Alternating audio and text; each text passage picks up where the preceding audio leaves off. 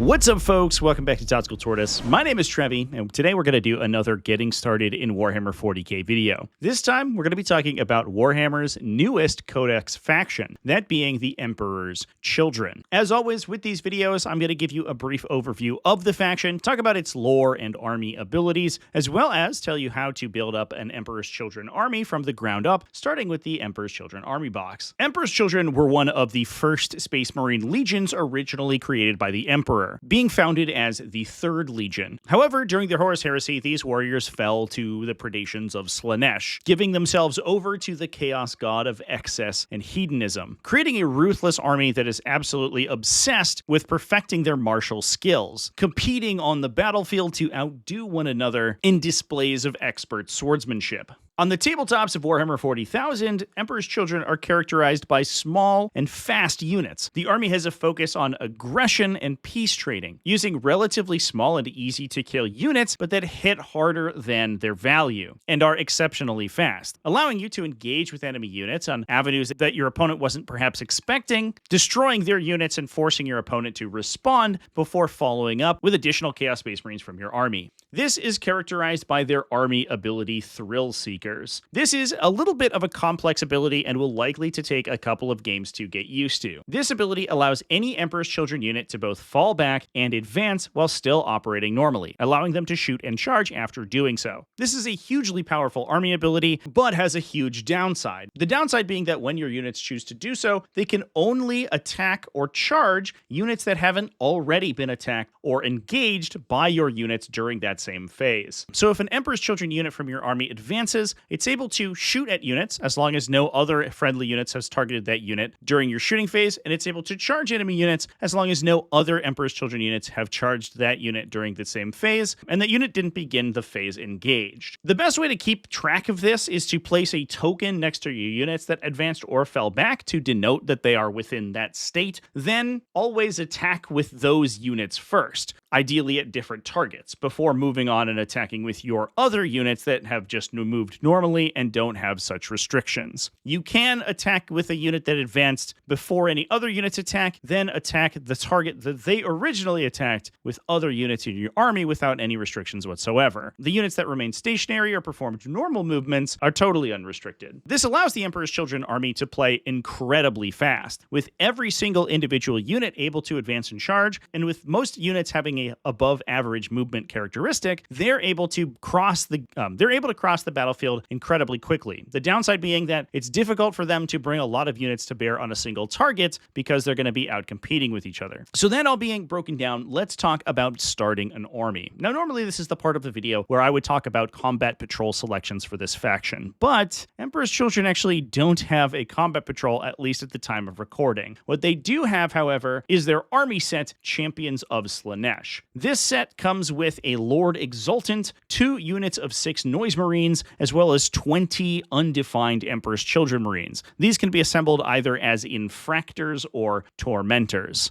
Here we have this army set broken down. Now, the way I would recommend that you assemble your undefined Emperor's Children Space Marines is right down the middle. Generally speaking, you're going to want to place smaller units of Space Marines inside an Emperor's Children army, looking for units of around 5 models. So I would assemble this in 2 units of 5 Infractors, equipping each with a Plasma Gun and Melt-A-Gun, as well as 2 units of 5 Tormentors. The Lord Exultant, I almost will always take a spear as well as his whip, and when allowed to do so, I will almost always take a whip on your unit champions as well. The 2 Noise Marine squads, I'd focus on ranged attacks almost exclusively, taking 2 Blastmasters and Sonic Blasters on the other Marines in the unit. These weapon options will hold true basically through all the lists that I'll talk about, so you can kind of assume that that's what I've chosen to equip my models with. Now, these 6 units are going to be essentially the mainstay of most of the Emperor's Children lists that you build. The battle line units, the Tormentors and the Infractors, are very much the focal point of the Codex, and they have a lot of abilities over top what other similar units in other factions may have. In fact, they seem much more efficient when compared to similar units in other armies. This includes the Tormentors, which have both the Infiltrator and Objective Secured abilities. This allows them to start up in the middle of the table outside of your deployment zone, which makes them great screens or utility units, and also can create some interesting situations if you start them on objectives outside of your deployment zone, and then if you're able to go go first, those models will immediately secure those objectives and allow you to move off of them without penalty. The infractors are your melee beatsticks. They gain wound rerolls when targeting enemies on objectives, and combined with the Lord Exultant, your melee character, these guys are going to do absolutely insane damage, especially if you can convince enemies to wander onto those objectives. Lastly, the Noise Marines are your ranged batteries. While Emperor's Children have almost no ranged attacks and Noise Marine units themselves are very short range, you can use them to engage with enemies that are either too far away for you to charge or are in situations where you wouldn't want to charge them. They can clear out infantry or attack light vehicles from a greater distance and more reliably than your melee units will be able to, and can do so more safely. So with that, let's move on and build this army into an Incursion army. Now, at the time of recording, this army comes out to 690 points exactly, which I think is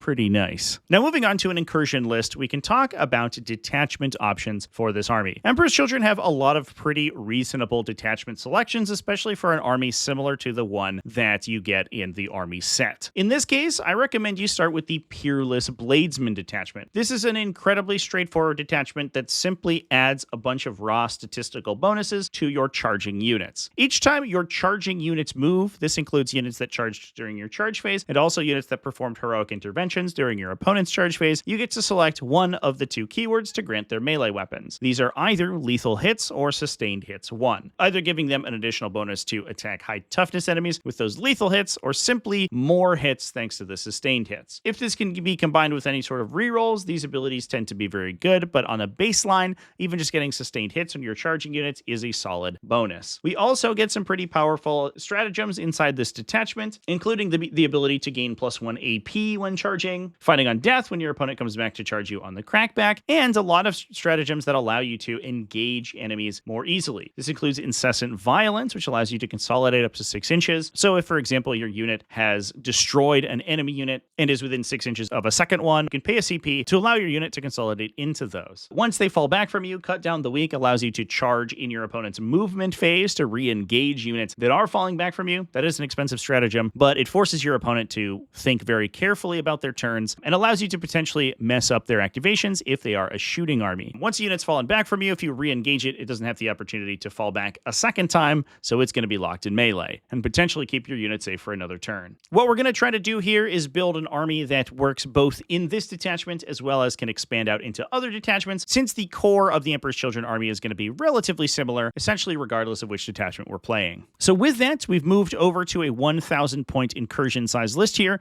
using that Peerless Bladesman detachment. Now, since we are already so large, thanks to the army set, we haven't added that much to the army, just adding 2 models. This is a Winged Demon Prince as well as a Chaos Rhino. Now, the Slaanesh Chaos Rhino is very interesting. It's in fact unique among rhinos within 40k in that it has a special ability rather than its normal effect to self-repair. This allows the Rhino to advance and still disembark units. Those units can't move further that phase, but it does give them a little bit of extra movement up the table. And it doesn't count as the unit inside the transport having actually advanced, which means it's not subject to the restrictions of this Thrill Seekers rule. The Winged Demon Prince inside the Emperor's Children Codex is one of the strongest datasheets that they have access to. It is a solid melee attacker with some pretty strong melee attacks, especially once combined with the Peerless Bladesman detachment ability, but on the whole, it's incredibly fast, it's difficult to kill, with strong defensive characteristics and -1 damage built in, and also inflicts mortal wounds when it successfully charges an enemy, which is a huge benefit. That effect alone allows it to outdamage many similar units of a similar points value or size. Now, when playing this army on the battlefield and most Emperor's Children armies, you're going to want to make great use of Warhammer 40k's transport mechanics. Most Chaos Space Marine armies and Emperor's Children especially use rhinos more so than most of the other armies in the game. In lists like this one, both our Infractors and our Noise Marines are able to embark into rhinos. Generally speaking, you're going to want to embark only Infractors or only Noise Marines into a rhino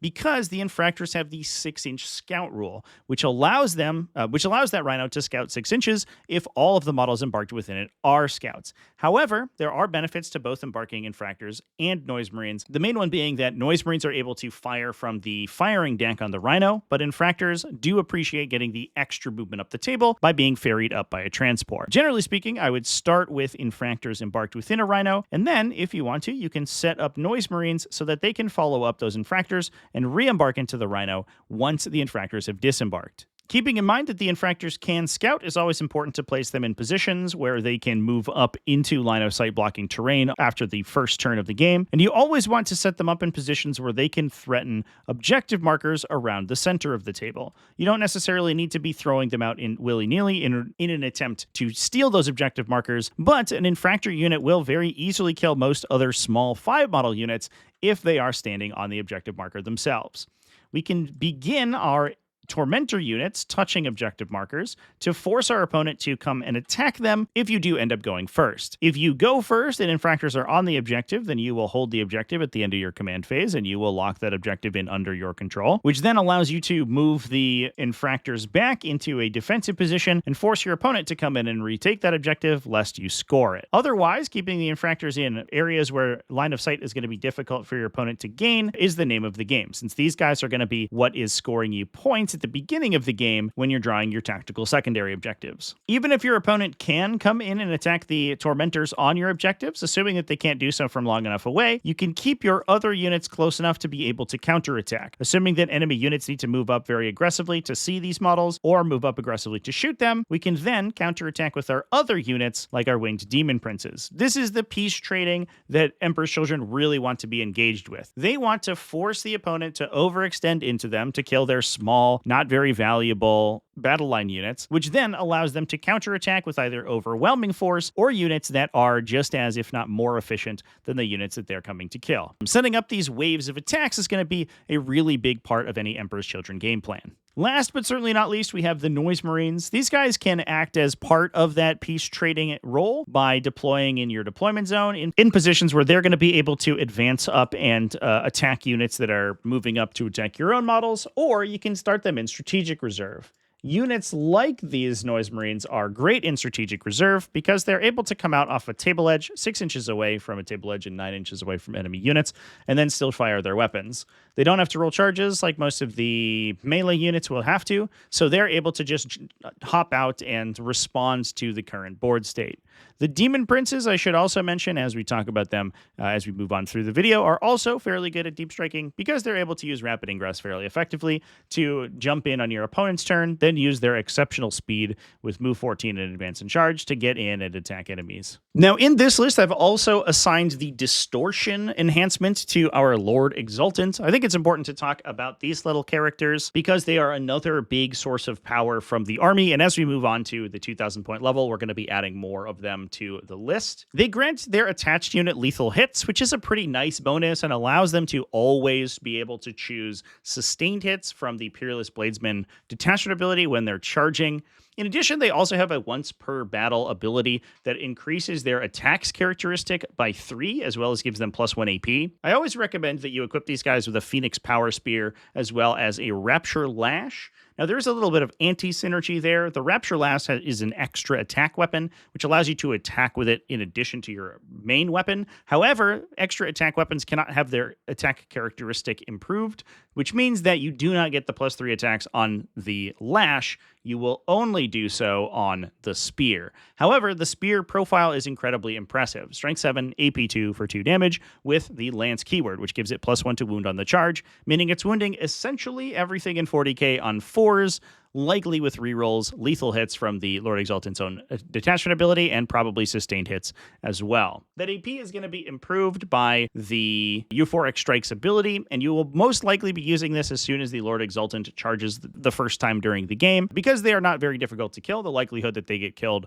on your opponent's subsequent turn is very high, so you want to get value out of that effect as often as you can, especially if you're attacking anything that's larger than, say, 5 infantry models. Then AP improvement does improve the Rapture Lash, however, so that's going to go to AP2 and get all of the keywords we talked about earlier. You can pay a CP and Peerless Bladesman to give them +1 AP, bringing the Power Spear up to AP4 on the big turn, as well as AP3 on the Rapture Lash attacks. Now, that Distortion enhancement on one of your Lord Exultants will give +1 attack and damage.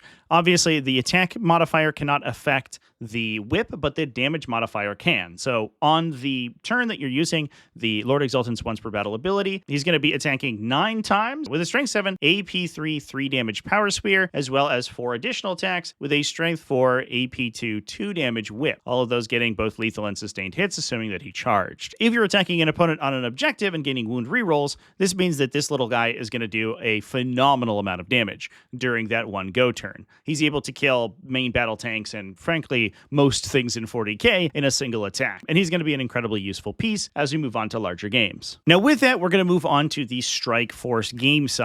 This is the 2,000 point level and doubles the size of our army. Now, for the most part, we're going to be adding units that we've essentially already talked about for the Incursion game size. We've added 2 additional Lord Exultants. These guys won't have the enhancements that we have with the distortion on the first one. However, that allows us to take up to 3 units of Lord Exultants attached to Infractor squads, which are where a lot of the damage in our army is going to be coming from. We've also added 2 additional Rhinos to carry those guys to the fight, as well as a bunch of extra damage from monsters and vehicles. That includes a single Mauler Fiend, who's a nice anti-tank option as a fast melee beater, alongside a second Winged Demon Prince, 2 units of Chaos Spawn. The Chaos Spawn are particularly useful in Emperor's Children because the Emperor's Children Chaos Spawn datasheet is very strong. They have a Feel No Pain, so they're not the easiest thing to kill. They're incredibly fast at movement 10 and have a reactive move when opponents move near them. On top of that, they can advance and charge like other Emperor's Children units. They have all of the same benefits that everything else gets. They're just really strong, really cheap, and fast utility units that your opponent has to think about actually fighting into. Last and certainly not least, we've added a Lord Cacophonist. He can attach into one of our Noise Marine squads to buff them up. Now, you can lean farther into a couple data sheets. The Lord Cacophonist and the Mauler Fiend, for example, could turn into a 3rd Winged Demon Prince. I would be a little bit worried just for longevity that if you are taking multiple Winged Demon Princes, there is a chance that they could see a nerf in the future. So diversifying the portfolio a little bit certainly helps because we still are early days with the Emperor's Children Codex. And I think that there are other detachments that uses the Lord Cacophonist fairly well. And when you are building out your army, having access to that guy is pretty solid. But there are certainly other ways that you could spend your points if you want to go a different direction.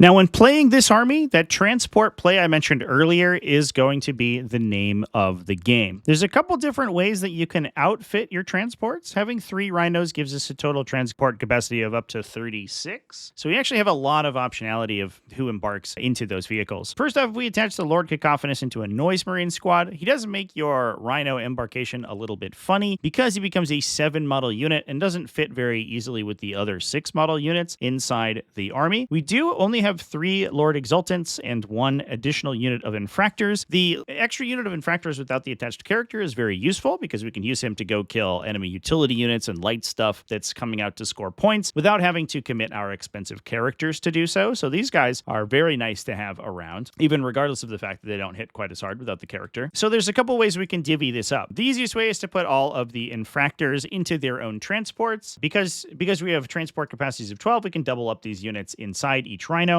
That would give both of those Rhinos with the each with 2 embarked Infractor units Scout. The other thing that we could do is take our 5 model unit and embark it in alongside our Lord Cacophonist's Rhino, which would remove Scout from it because the Noise Marines themselves don't have Scout, but you don't necessarily need Scout on every single Rhino all the time. We could also just simply embark a single Noise Marine squad into one of the Rhinos and then strategic reserve the other one to come off a table edge, which I think is generally speaking going to be the best way to work it. In any case, these Rhinos are going to be useful for more than their transport capacity. Well, we do need to start them with models embarked because they're dedicated transports. Each Rhino represents a pretty solid amount of anti-infantry shooting, as well as a fairly resilient unit that we can use to go up and take objectives, to screen out enemies, or to hold down our backline without having to commit any of our more important combat units. So once they have ferried the units to the fight, the Rhinos are still going to represent a pretty solid piece to have later on during the game. The Chaos Spawn should always be placed in an aggressive position where they can go up and score objectives early game. We don't need to worry too much about their safety. If your opponent comes in to try to kill them with melee attacks, they can simply run away. And if your opponent comes in to try to kill them with ranged attacks, you can put yourself in a position where, in order to do so, you can counterattack the unit that's trying to kill the Chaos Spawn. These guys are mostly just here to score points anyway, so trying to preserve them too much is not really necessary. From there, the army wants to engage in that peace trade style by setting up its units into aggressive positions, potentially using its transports to threaten control of objectives, objectives, forcing the opponent to move forward before counterattacking them with your own Infractor or Noise Marine squads. You could also simply wait your opponent out, sitting in positions where it's really difficult to get attacks into them, but anything moving forward is going to get counterattacked by the characters inside, basically meaning that they can contest this objective by threatening to kill anything that moves onto it without actually having to move there physically. Usually this will come to a head on round 2 or round 3, where your opponent comes in to attack you, and you can then kind of overwhelm them by disembarking several units of Infractors as well as Noise Marines at the same time and inflicting a devastating beta strike. If we can get the opponent down to the point where they have a difficulty killing the Winged Demon Princes through their -1 damage effect, the Demon Princes can sort of run the table by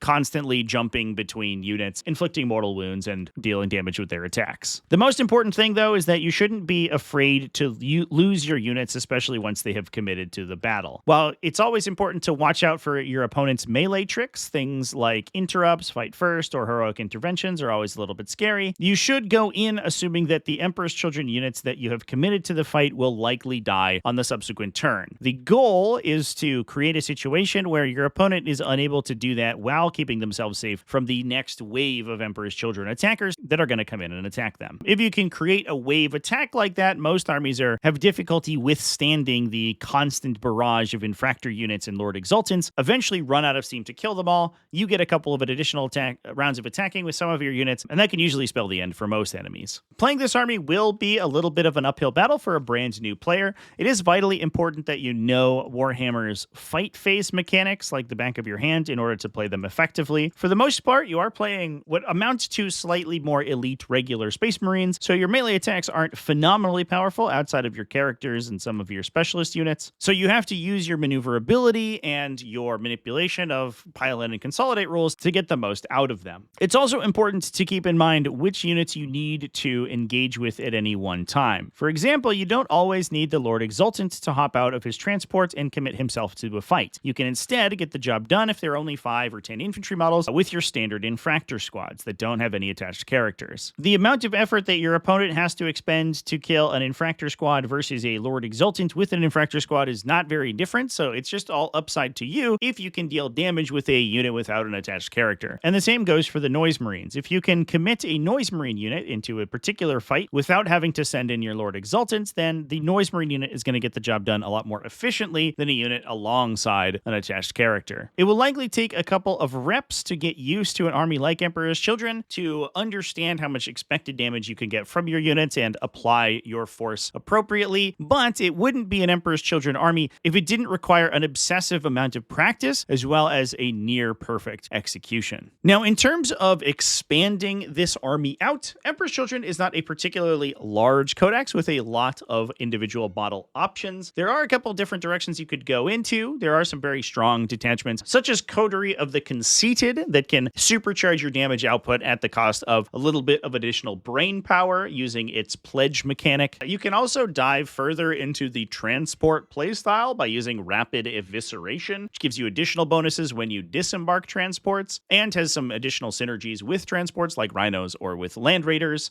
If you need some additional damage in your army, Flawless Blades are a pretty interesting direction to go into as well. They're certainly one of the most dangerous units in the Emperor's Children Index, with the downside that they're also relatively difficult to deliver into the fight. But all that being said, a benefit of Emperor's Children is that once you have most of these units, you have essentially the entire codex and can experiment however you like and find the perfect combination of different units and abilities for your playstyle. So let me know down in the comment section what you think about the list that we built for this video and what you are looking to play in Emperor's Children. If you want to support me and help me make these videos, you can do so by joining the YouTube channel membership down below the video, or you can visit my Patreon at patreon.com/TacticalTortoise. Patreon members get early access to videos as well as special patron Q&As for my weekly video series. So with that, thanks for watching all the way to the end of the video. Remember to keep it classy, folks, and have happy wargaming.